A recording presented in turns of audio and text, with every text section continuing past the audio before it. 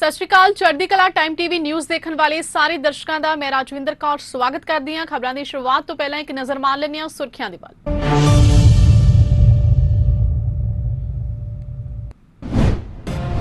संगरूर जिमनी चोण लई वोटिंग प्रक्रिया जारी। अमन अमान नाल पै रहीआं ने वोटां। 26 जून नूं ऐलाने जाणगे नतीजे।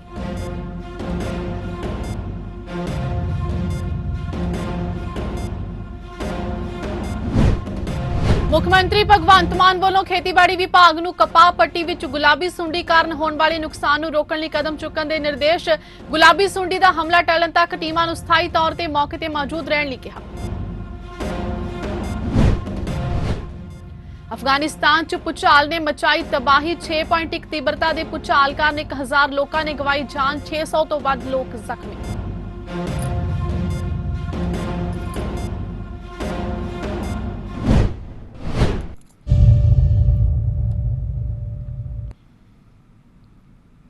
ਅਤੇ ਹੁਣ ਖਬਰਾਂ ਵਿਸਥਾਰ ਦੇ ਨਾਲ।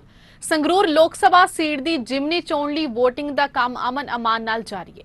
ਦੱਸ ਦਈਏ ਕਿ ਆਮ ਆਦਮੀ ਪਾਰਟੀ ਨੇ ਸਰਪੰਚ ਗੁਰਮੇਲ ਸਿੰਘ ਘਰਾਚੋਂ ਨੂੰ ਟਿਕਟ ਦਿੱਤੀ ਹੈ। ਕਾਂਗਰਸ ਵੱਲੋਂ ਦਲਵੀਰ ਸਿੰਘ ਗੋਲਡੀ, ਭਾਜਪਾ ਵੱਲੋਂ ਕੇਵਲ ਢਿੱਲੋਂ, ਸ਼੍ਰੋਮਣੀ ਅਕਾਲੀ ਦਲ ਅੰਮ੍ਰਿਤਸਰ ਵੱਲੋਂ ਸਿਮਰਨਜੀਤ ਮਾਨ ਤੇ ਸ਼੍ਰੋਮਣੀ ਅਕਾਲੀ ਦਲ ਬਾਦਲ ਵੱਲੋਂ ਕਮਲਜੀਤ ਕੌਰ ਰਾਜਵਾਨਾ ਚੋਣ ਮੈਦਾਨ ਵਿੱਚ ਨੇ। ਇਹ ਵੀ ਦੱਸ ਦਈਏ ਕਿ ਭਗਵੰਤ ਮਾਨ ਦੇ ਸੀਐਮ ਬਣਨ ਤੋਂ ਬਾਅਦ ਇਹ ਸੀਟ ਖਾਲੀ ਹੋ ਗਈ ਸੀ, ਜਿਸ ਕਾਰਨ ਸੰਗਰੂਰ ਸੀਟ ਲਈ ਮੁੜ VOTING ਹੋ ਰਹੀ ਹੈ। 26 ਜੂਨ ਨੂੰ ਵੋਟਾਂ ਦੀ ਗਿਣਤੀ ਹੋਵੇਗੀ।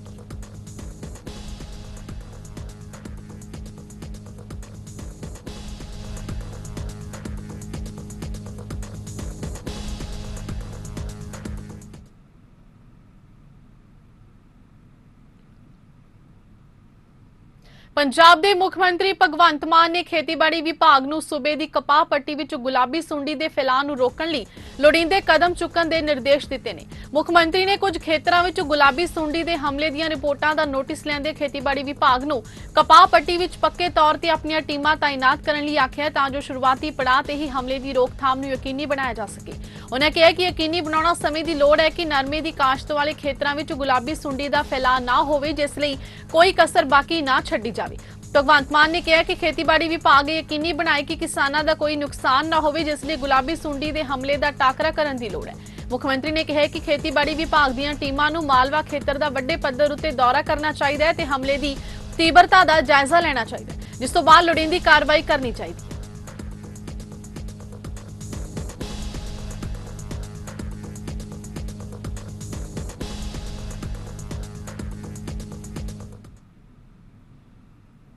अफगानिस्तान दे विच आए भूचाल कारण जान माल का भारी नुकसान होया। मीडिया रिपोर्टां दे मुताबिक 6.1 तीव्रता के इस भूचाल कारण घट्टो घट्ट 1000 लोगों की मौत हो गई है, जदों कि 600 तो वध लोग जख्मी हुए हैं। घटना तो बाद राहत ते बचाव कार्य जंगी पद्धर ते जारी ने। अमरीकी भूविग्यान सर्वेखण मुताबिक भूचाल का केंद्र अफगानिस्तान के खोस्त शहर तो 44 किलोमीटर दूर से। दूजे पासे यूरोपीयन मैडिटेरियन सिस्मोलॉजिकल सेंटर ने कहा है कि इस भूचाल का प्रभाव 500 किलोमीटर के घेरे विच सी। इस कारण अफगानिस्तान, पाकिस्तान ते भारत विच भूचाल के झटके महसूस किए गए। सरकार के बुलारे बिलाल करीमी ने ट्वीट किया, बदकिस्मती नाल देर रात पक्तिका सूबे के 4 जिलियां विच भूचाल के झटके महसूस किए गए, जिस विच साडे सैकड़े देशवासी मारे गए ते जख्मी होए ते दर्जनां घर तबाह हो गए ने। भारत ने अफगानिस्तान के पूर्वी पक्तिका सूबे च आए शक्तिशाली भूचाल च काफी गिनती च लोगों के मारे जान ते सोग प्रगट किया। जरूरत की इस घड़ी विच अफगानिस्तान के लोगों को मदद ते समर्थन देने की वचनबद्धता जाहिर की है।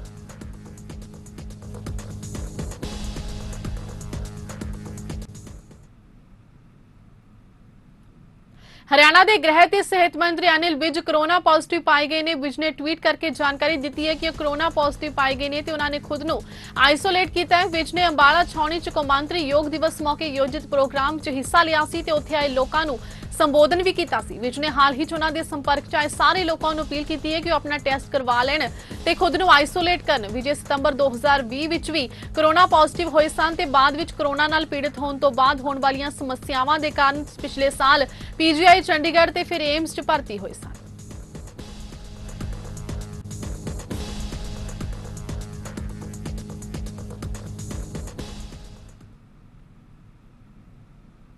पंजाब च पिछले 24 घंटिया दौरान कोरोना कारण 2 मौतां हुईयां ने, जदों कि 134 नवे केस सामने आए ने, जिस कारण एक्टिव मरीजों की गिनती 681 हो गई है, जदों कि सूबे विच हुण तक कुल पॉजिटिव मरीजों की गिनती 7,61,621 है, जदों कि 7,43,179 मरीज ठीक होकर घरां नूं परत चुके ने।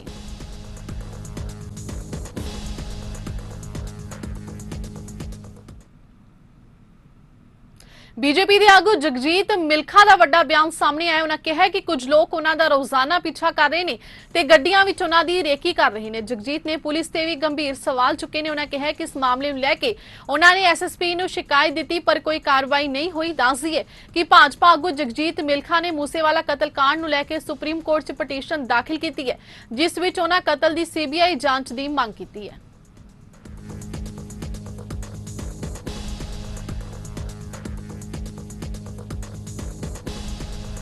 ਤੁਹਾਡੇ ਮਗਰ ਇੱਕੋ ਤਰ੍ਹਾਂ ਦੀਆਂ ਗੱਡੀਆਂ 2 ਦਿਨ ਜਾਂ 3 ਦਿਨ ਘੁੰਮ ਰਹੀਆਂ ਔਰ ਤੁਹਾਡੇ ਬਿਲਕੁਲ ਥੋੜੇ ਡਿਸਟੈਂਸ ਤੇ ਰਹਿ ਰਹੀਆਂ ਔਰ ਤੁਹਾਡੇ ਮਗਰ ਆ ਰਹੀਆਂ, ਉਹਦਾ ਕੋਈ ਤਾਂ ਕਾਰਨ ਹੁੰਦਾ। ਔਰ ਫਿਰ ਉਸ ਤੋਂ ਬਾਅਦ ਜੋ ਮੇਰੀ ਫਤਿਹਵਾਦ ਵਾਲੀ ਰਾਈਡੈਂਸ ਹੈ, ਉੱਥੇ ਉਹ ਬੰਦੇ ਉਤਰ ਕੇ ਜਾਂਦੇ ਆ। ਜਦੋਂ ਫਾਦਰ ਸਾਹਿਬ ਉਹਨਾਂ ਨੂੰ ਆਵਾਜ਼ ਮਾਰਦੇ ਆ ਘਰੇ ਉਤਰਿਆ ਹੋਇਆਂ ਨੂੰ, ਤੇ ਉਹ ਭੱਜ ਕੇ ਜਾ ਕੇ ਗੱਡੀ 'ਚ ਬੈਠ ਕੇ ਗੱਡੀ ਭਜਾ ਲੈਂਦੇ ਆ। ਉਹ ਤਾਂ ਫਿਰ ਸਿੱਧੀ ਗੱਲ ਹੈ ਵੀ ਸ਼ੱਕ 'ਚ ਆ ਕੇ ਵੀ ਕਿਉਂ ਭੱਜਦੇ ਆ, ਕੀ ਰੀਜ਼ਨ ਹੈ। ਉਸ ਦਿਨ ਅਸੀਂ ਪਿਤਾ ਜੀ ਨੇ ਮੇਰੇ ਨਾਲ ਗੱਲ ਕੀਤੀ ਔਰ ਉੱਥੇ ਚੌਂਕੀ ਵਿੱਚ ਗੁਰੂ ਨਾਨਕਪੁਰਾ ਚੌਂਕੀ ਵਿੱਚ ਪੁਲਿਸ ਰਿਪੋਰਟ ਦਰਜ ਕਰਵਾਈ। ਮੈਂ ਐਸਪੀ ਸਾਹਿਬ ਕੋਲ ਟਾਈਮ ਮੰਗਿਆ ਗੌਰਵ ਜੀ ਕੋਲ, ਉਹਨਾਂ ਨੇ ਟਾਈਮ ਮੈਨੂੰ ਪਰਸੋਂ ਮਿਲਣ ਵਾਸਤੇ ਕਹਿੰਦਾ। ਥੋੜ੍ਹਾ ਜਿਹਾ ਮਹਿਸੂਸ ਕੀਤਾ ਵੀ ਮੈਂ ਬਿਜੀ ਹਾਂ ਅਤੇ ਮੈਂ ਤੁਹਾਨੂੰ ਮਿਲ ਨਹੀਂ ਸਕਦਾ। ਦੇਖੋ ਜੀ, ਅੱਜ ਸਾਡੇ ਵਰਗੇ ਪਬਲਿਕ ਦੇ ਨੁਮਾਇੰਦੇ ਜੋ ਭਾਰਤੀ ਜਨਤਾ ਪਾਰਟੀ ਨੂੰ ਚੁਣਾਵ ਲੜਿਆ, ਸਾਨੂੰ ਮਿਲਣ ਵਾਸਤੇ ਐਸਐਸਪੀ ਕੋਲ ਟਾਈਮ ਨਹੀਂ ਹੈ। ਕਿਉਂ? ਮੈਂ ਰੋਜ਼ ਤਾਂ ਉਹਨਾਂ ਨੂੰ ਮਿਲਣ ਜਾਂਦਾ ਨਹੀਂ। ਕੋਈ ਇਹਨਾਂ ਨੂੰ ਇਹ ਤਾਂ ਪਤਾ ਹੋਣਾ ਚਾਹੀਦਾ ਕੋਈ ਸੀਰੀਅਸ ਮੈਟਰ ਤਾਂ ਹੀ ਮੇਰੇ ਕੋਲ ਟਾਈਮ ਮੰਗ ਰਿਹਾ, ਬਟ ਫਿਰ ਵੀ ਮੈਨੂੰ ਟਾਈਮ ਨਹੀਂ ਦਿੱਤਾ ਗਿਆ। ਮੈਂ ਉਹਨਾਂ ਦੇ ਪਰਸਨਲ ਨੰਬਰ 'ਤੇ WhatsApp 'ਤੇ ਸਾਰੀ ਡਿਟੇਲ ਭੇਜੀ ਆ, ਅੱਜ ਤੱਕ ਉਹਨਾਂ ਸੀਨ ਤੱਕ ਨਹੀਂ ਕੀਤੀ। ਇਸ ਦੇ ਨਾਲ ਹੀ ਸਮਾਂ ਹੋ ਚੱਲਿਆ ਇੱਕ ਬ੍ਰੇਕ ਦਾ। ਫਿਲਹਾਲ ਰੁਕਦੇ ਹਾਂ ਇੱਕ ਛੋਟੇ ਜਿਹੇ ਬ੍ਰੇਕ ਦੇ ਲਈ।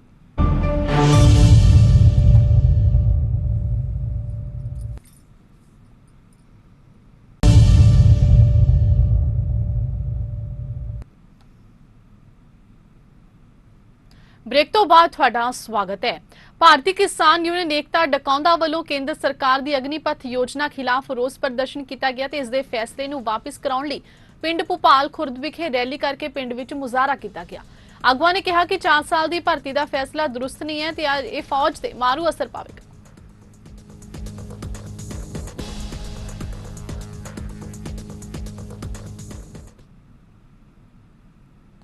पिछले दिनी विधानसभा हलका बागा पुराना दे थाना समासर अधीन पैंदे पिंड बंबीहा भाई विखे तड़कसार एक घर उपर गोलियां चलन का समाचार प्राप्त होया सी। इस दौरान वख-वख पहलुआं तो बागा पुराना सीआईए स्टाफ वालों जांच की जा रही सी। जांच दौरान बड़ा खुलासा यह होया कि उकत तरलोचन सिंह जिसदे घर उपर गोलियां चलियां सन वो खुद ही इस सारी घटना लई जिम्मेवार है।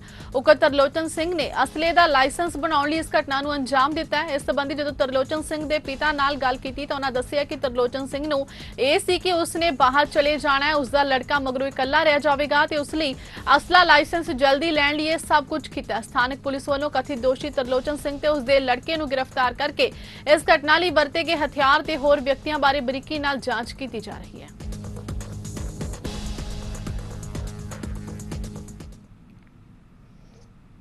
ਅੰਮ੍ਰਿਤਸਰ ਚ ਮੀਂਹ ਪੈਣ ਤੋਂ ਬਾਅਦ ਜਿੱਥੇ ਤਾਪਮਾਨ ਚ ਗਿਰਾਵਟ ਦਰਜ ਕੀਤੀ ਗਈ ਉੱਥੇ ਕਿਸਾਨਾਂ ਦੇ ਚਿਹਰਿਆਂ ਤੇ ਵੀ ਰੌਣਕ ਆ ਗਈ ਹੈ।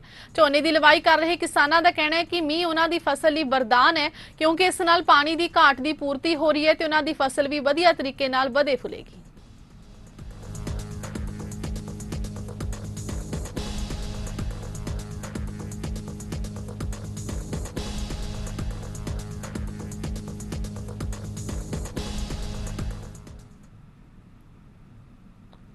ਜ਼ਿਲ੍ਹਾ ਫਤਿਹਗੜ੍ਹ ਸਾਹਿਬ ਦੀ ਅਮਲੋਹ ਪੁਲਿਸ ਨੇ ਅੰਨੇ ਕਤਲ ਦੀ ਗੁੱਥੀ ਨੂੰ ਸੁਲਝਾਉਂਦਿਆਂ 3 ਕਥਿਤ ਮੁਲਜ਼ਮਾਂ ਨੂੰ ਗ੍ਰਿਫਤਾਰ ਕੀਤਾ, ਜਿਸ ਸੰਬੰਧੀ ਥਾਣਾ ਅਮਲੋਹ ਵਿਖੇ ਮਾਮਲਾ ਦਰਜ ਕੀਤਾ ਗਿਆ।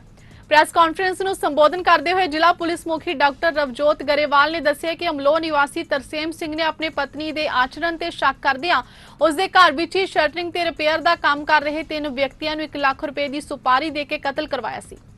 उन्होंने दस्सिया कि मृतक औरत दमे की मरीज सी ते इन्हां मुलजमां वल्लों उसदा मूंह दब के कतल की वारदात नूं अंजाम दिता गया सी। उन्होंने दस्सिया कि गिरफ्तार किए गए मुलजमां दा माणयोग अदालत वल्लों रिमांड लिया गया ते इन्हां तों पुछगिछ जारी है।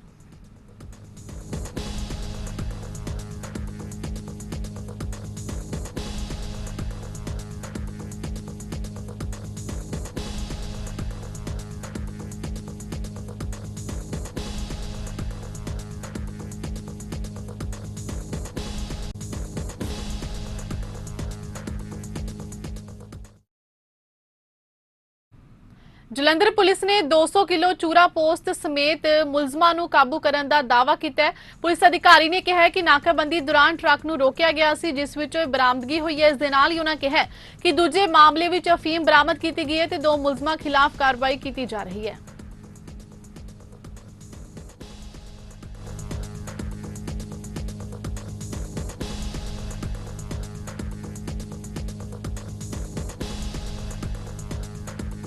ਅਸੀਂ ਜਿਹੜੇ ਪਿਛਲੇ ਦਿਨੀ ਰਿਕਵਰੀ ਕੀਤੀ ਸੀ ਉਹਦੇ 'ਚ ਕਰੀਬ ਅਸੀਂ 7 ਕੁਇੰਟਲ 22 ਕਿਲੋ ਡੋਡਾ ਚੂਰਾ ਪੋਸਟ ਜਿਹੜੇ ਬਰਾਮਦ ਕੀਤੇ ਨੇ ਤੇ ਕਿਲੋ ਫੀਮ ਅਸੀਂ ਬਰਾਮਦ ਰਿਕਵਰ ਕੀਤੀ ਹੈ ਤੇ ਜਿਹਦੇ ਵਿੱਚ ਅਸੀਂ ਕੋਈ 7 ਦੇ ਕਰੀਬ ਜਿਹੜੇ ਨੇ ਦੋਸ਼ੀ ਜਿਹੜੇ ਬੰਦੇ ਨੇ ਉਹ ਅਰੈਸਟ ਕੀਤੇ ਨੇ, ਰਾਉਂਡ ਅਪ ਕੀਤੇ ਨੇ ਤੇ ਉਹਨਾਂ ਦੇ ਉੱਤੇ ਅਸੀਂ ਅੱਗੇ ਉਹਨਾਂ ਦੇ ਫਾਰਵਰਡ ਬੈਕਵਰਡ ਲਿੰਕੇਜ ਦੇ ਉੱਤੇ ਕੰਮ ਕਰ ਰਹੇ ਹਾਂ। ਫੀਮ ਰਿਕਵਰ ਕੀਤੀ ਹੈ, ਉਹ ਕਰੀਬ 1 ਕਿਲੋ ਫੀਮ ਰਿਕਵਰ ਕੀਤੀ ਹੈ। 2 ਬੰਦੇ ਅਸੀਂ ਉਹਦੇ 'ਚ ਕੀਤੇ ਨੇ ਰਾਉਂਡ ਅਪ ਤੇ ਉਹਨਾਂ ਦਾ ਜੇ ਅਸੀਂ ਰਿਮਾਂਡ ਲਵਾਂਗੇ। ਰਿਮਾਂਡ ਤੋਂ ਬਾਅਦ ਜੋ ਵੀ ਫਰਦਰ ਅੱਗੇ ਇਨਵੈਸਟੀਗੇਸ਼ਨ ਆਏਗੀ ਉਹ ਤੁਹਾਡਾ ਜੀ ਸ਼ੇਅਰ ਕਰਾਂਗੇ।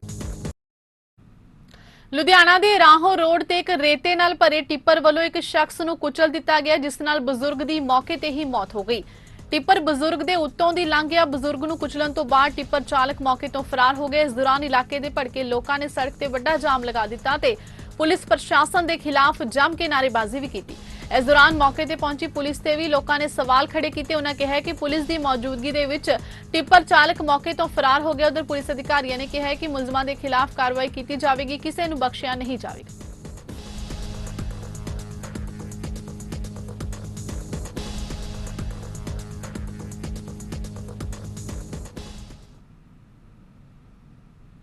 ਪਟਿਆਲਾ ਤੋਂ ਚੰਡੀਗੜ੍ਹ ਰੋਡ ਤੇ ਨਿੱਜੀ ਇੰਸਟੀਚਿਊਟ ਦੀ ਸਟਾਫ ਬੱਸ ਹਾਦਸਾਗ੍ਰਸਤ ਹੋ ਗਈ, ਜਿਸ 'ਚ 3 ਲੋਕ ਜ਼ਖਮੀ ਹੋ ਗਏ, ਜਿਨ੍ਹਾਂ ਨੂੰ ਨਜ਼ਦੀਕੀ ਹਸਪਤਾਲ 'ਚ ਦਾਖਲ ਕਰਵਾਇਆ ਗਿਆ।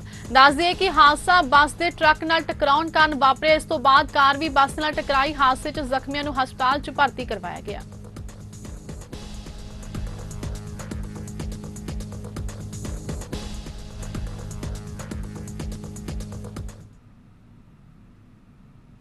गैर सरकारी सहायता प्राप्त ਕਾਲਜਿਸ ਮੈਨੇਜਮੈਂਟ ਫੈਡਰੇਸ਼ਨ ਪੰਜਾਬ ਤੇ ਚੰਡੀਗੜ੍ਹ ਨੇ ਉੱਚ ਵਿਦਿਅਕ ਅਦਾਰਿਆਂ ਦੀ ਖੁਦਮੁਖਤਿਆਰੀ ਦੀ ਰਾਖੀ ਲਈ ਹਰ ਸੰਭਵ ਸੰਘਰਸ਼ ਕਰਨ ਲਈ ਕਮਰ ਕੱਸ ਲਈ ਹੈ।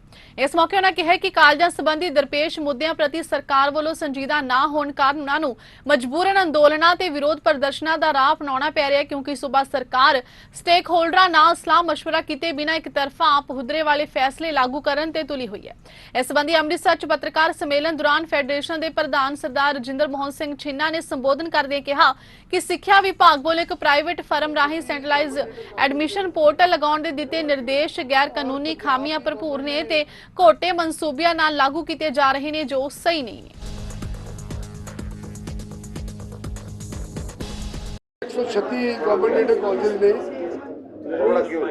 ਔਰ ਪੰਜਾਬ ਦੀ ਗਵਰਨਮੈਂਟ ਨੇ ਇੱਕ ਨਵਾਂ ਪੋਰਟਲ ਜਿਹੜਾ ਹੈ ਉਹ ਇਸ ਵਾਰੀ ਪਹਿਲੀ ਵਾਰੀ ਐਡਮਿਸ਼ਨ ਦਾ ਸ਼ੁਰੂ ਕੀਤਾ, ਜਿਹੜਾ ਕਿ ਬੰਬੇ ਦੀ ਇੱਕ ਪ੍ਰਾਈਵੇਟ ਏਜੰਸੀ ਹੈ NSDL ਲਿਮਟਿਡ, ਉਹਨੂੰ ਇਹਨਾਂ ਨੇ ਹਾਇਰ ਕਰ ਲਿਆ। ਔਰ ਬੜੀ ਹੈਰਾਨੀ ਦੀ ਗੱਲ ਹੈ ਕਿ ਉਹ ਇੱਕ ਟ੍ਰੇਨਿੰਗ ਦੇਣਗੇ, ਫਾਰਮ ਭਰਨਗੇ ਔਰ ਹਰ ਬੱਚਾ ਉਹਨਾਂ ਨੂੰ ਅਪਲਾਈ ਕਰੇਗਾ। ਫਿਰ ਉਹ ਇੱਕ ਸਾਂਝੀ ਪੋਰਟਲ ਐਡਮਿਸ਼ਨ ਕਰਨਗੇ ਔਰ ਪੰਜਾਬ ਦੇ ਬੱਚੇ ਬੜੇ ਪਰੇਸ਼ਾਨ ਹੋਣਗੇ। ਉਹਨਾਂ ਦੀ ਫੀਸ ਹੈ ਉਹ ਲੈ ਕੇ ਬੰਬੇ ਦੇ ਕਿਸੇ ਬੈਂਕ ਵਿੱਚ ਜਾਏਗੀ ਔਰ ਬੰਬੇ ਦੇ ਬੈਂਕ ਵਿੱਚ ਬਾਅਦ ਕਮਿਸ਼ਨ ਕੱਟ ਕੇ ਫਿਰ ਉਹ ਲੈ ਕੇ ਆਇਆ ਕਰਨਗੇ। ਸੋ ਇਹ ਬੜਾ ਇੱਕ ਹਾਸੋਹੀਣਾ ਜਿਹਾ ਕੰਮ ਸ਼ੁਰੂ ਇਹਨਾਂ ਨੇ ਕੀਤਾ ਹੈ, ਜਿਹਦੇ 'ਚ ਉਹਨਾਂ ਨੇ ਸ਼ਾਮਲ ਕੀਤੇ ਨੇ ਕਿ ਪੰਜਾਬ ਦੇ ਗਵਰਨਮੈਂਟ ਕਾਲਜਸ ਔਰ ਪੰਜਾਬ ਦੇ ਜਿਹੜੇ ਨੇ ਏਡਡ ਕਾਲਜਸ ਉਹਨਾਂ ਨੂੰ ਸ਼ਾਮਲ ਕੀਤਾ ਹੈ। ਔਰ ਜਦ ਕਿ ਪ੍ਰਾਈਵੇਟ ਯੂਨੀਵਰਸਿਟੀਜ਼, ਸਟੇਟ ਯੂਨੀਵਰਸਿਟੀਜ਼ ਔਰ ਪ੍ਰਾਈਵੇਟ ਕਾਲਜਸ ਉਹਨਾਂ ਨੂੰ ਛੱਡ ਦਿੱਤਾ। ਮੈਂ ਗਵਰਨਮੈਂਟ ਨੂੰ ਪੁੱਛਣਾ ਚਾਹੁੰਦਾ ਕਿ ਅਗਰ ਤੁਸੀਂ ਇਹ ਪੋਰਟਲ ਐਡਮਿਸ਼ਨ ਕਰਨੀ ਚਾਹੁੰਦੇ ਹੋ ਤਾਂ why not all the colleges and universities, ਜਿਹੜੀਆਂ ਸਾਰਿਆਂ ਨੂੰ ਨਾਲ ਸ਼ਾਮਲ ਕਰੋ। Why only aided colleges. ਔਰ ਹੈਰਾਨੀ ਦੀ ਗੱਲ ਹੈ ਕਿ ਇਹ ਉਹਨਾਂ ਦਾ ਪ੍ਰਵਿਊ ਅਧਿਕਾਰ ਖੇਤਰ ਵਿੱਚ ਨਹੀਂ ਹੈ DPI ਦੇ, ਇਹ ਕੰਮ ਹੈਗਾ ਯੂਨੀਵਰਸਿਟੀ ਦਾ ਅਕੈਡਮਿਕਸ ਦੇ ਵਿੱਚ। ਔਰ ਇਹਨਾਂ ਨੂੰ ਕਿੱਥੋਂ DPI ਨੂੰ ਇਹ ਸ਼ੌਕ ਜਾਗਿਆ ਕਿ ਅਸੀਂ ਇਹ ਕੰਮ ਕਰੀਏ।